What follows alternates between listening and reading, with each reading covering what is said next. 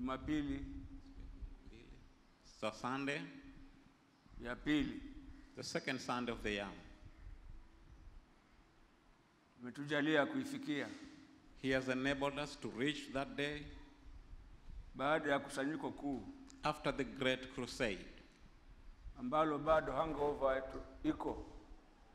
Bado tukitembea mawazo yako tu tunaona watu wengi. Which we still have some fresh memories about.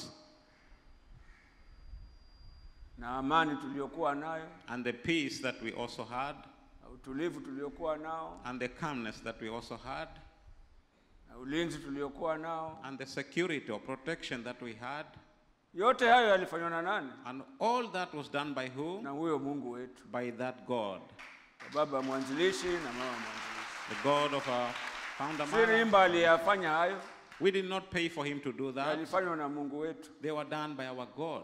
Maana yeye ndiye alisema kusanyikeni pamoja. Because he's the one who said you assemble together. Mahali alipopachagua yeye. A place that he has chosen. Na yeye alichagua mahali hapo. And he chose this place. Kampa mtumishi wake mwanzilishi. And he gave his servant the founder. Awe mahali pa kusanyiko kila mwaka mara mbili. A day of gathering every year. Sasa kwa sababu yeye mwenyewe ndiye alichagua. So because he's the one who chose this place.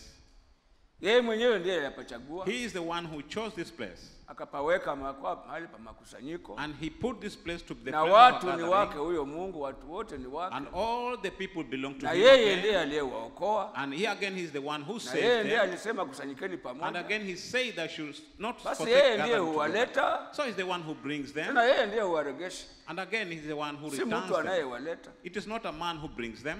Ni Mungu. It is God. Hallelujah. Hallelujah.